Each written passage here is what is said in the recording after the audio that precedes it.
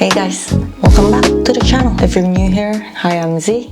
I'm a tattoo artist based in Toronto, and on this video I'm going to talk about February tattoo update. Every month for this year I'll try my best to do a tattoo update, a tattoo review for that particular month. This is already March and currently I'm actually working on the video for this, so I have some of my works up here.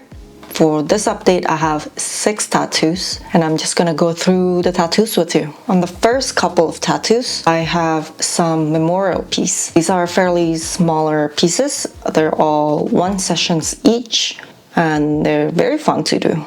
So my client came in for a memorial tattoo for his brother. I thought it was going to be a very heavy day because of just like the topic, the subject, but the client came in with his buddy. We actually had a good time while tattooing this.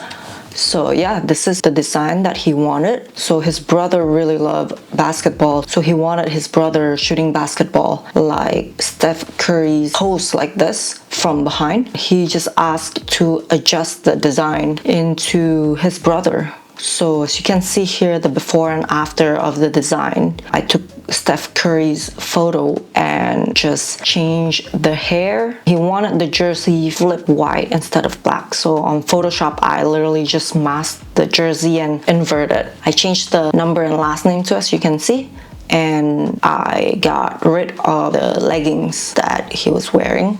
Yeah. He loved the tattoo. It healed well. I saw it like around 2 weeks after it healed, fairly quick, no problem there. Also, his mom actually messaged me on Instagram just saying how grateful it was and the tattoo was very nice. She loved it too. Yeah, I thought that was very sweet of her. This client of mine, he's actually a farmer, and I always have that dream of, or just like liking farm things in general. Maybe because I don't grow up in one through my whole life. I just live in cities. It's like hustle bustle and like very dense, a lot of people, and every time I play game and everything, I'm so attracted to anything with farming. Yeah, he's a farmer and I had a lot of questions to him and stuff, and we ended up trading meat with the tattoos that he's getting. So yeah, that's what we did. Barter system I'm getting. I do this from time to time with like different clients depending what they do. I've had something like this with my previous physiotherapy. So instead of like him paying me money, he paid me money and then I kind of like give him an hour every sessions for free, and I get to go to him for free. Well, not for free, but you know what I mean. I thought that was one of the good thing about this trade job. You know, you can always trade. I know like some of my friends does the same thing too. But yeah, anyways, 2 weeks later, he came again to get another memorial tattoo, still for his brother. But this time, he gave me a photo of them when they were young. It's funny because like on the photo itself, there were actually 3 kids. So him, his brother, and his sister. But he told me not to include the sister because she was ugly crying and he thought it was too weird having crying baby for the tattoo. We just left the background empty and have very minimalistic frame. Because of the frame and the non-existence of the background, I made the tattoo more illustrative instead of like super realistic, just because I thought it'll match it a little bit more. And also when there's no dark background behind these kids, the line will at least hold the shape for a longer period rather than just like making it super soft and just for the longevity of the tattoo itself. I like how it turns out. It healed fine. And on to the next one. For this client of mine, he already came in multiple times in the past and I've put a couple of vlogs of this project already, and this one was the last project for the chest piece. We were doing trash polka style.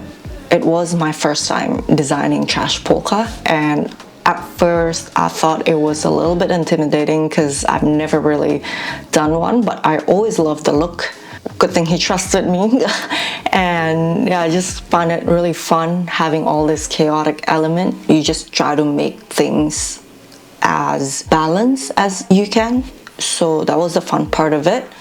And yeah, finally we get to finish this. It was a lot of sessions just because chest is very painful, so he had to stop early every time, which is not a problem. I could always have that time for the tattoo to heal and touch it up every time, so I at least get to see how things are healing. At this session, we just needed to black out the background of the rose. Yeah, I'm really happy on how it turns out.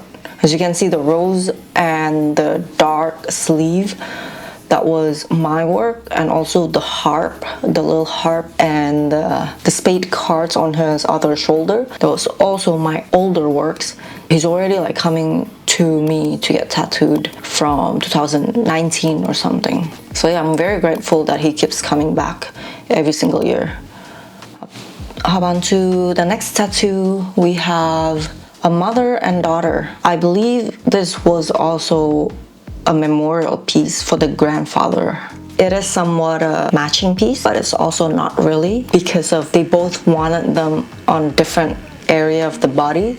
Because of that, I had to change the shape of the design. It was pretty easy to change because of this flower. They're organic, so we ended up keeping the bulb the same, except for one, just because the mom wants the tattoo on her shoulder, so the bulb on the back part of her shoulder, I changed it just so it flows better on her arm. So yeah, that's what we did here. I changed a little bit of the style on the leaf on the mom's design, just because she likes it that way. And yeah, I'm really happy about this piece. I always like the feeling, being able to achieve different feeling for tattoos depending for whatever reason it is. If it's for female client, I would normally make it more suitable for them, depending on the vibe too, what I get from the client. If they feel like very masculine and very strong, I try to have the tattoo kind of match their personality in a way. It is very subjective, but it's one of the reasons why I prefer meeting people in in-person consultation, especially for bigger pieces and stuff, because I feel like you're gonna sit down with this person for like how many hours? More than 10 hours, and I feel like the tattoo should match their personality, or at least like the, you know, the aura that they give you.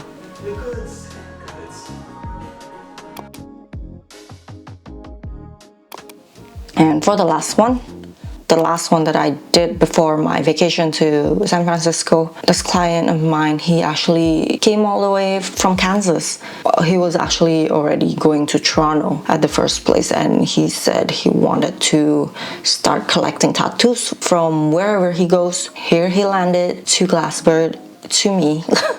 And I was like one of the person who's available on that day too, so I took it.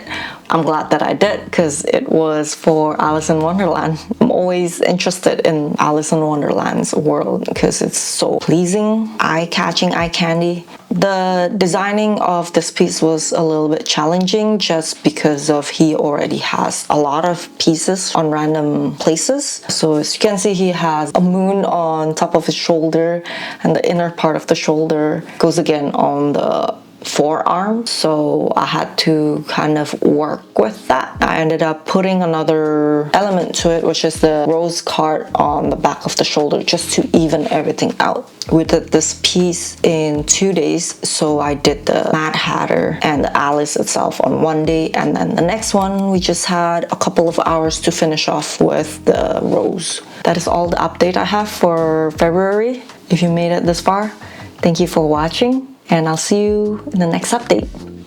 Bye!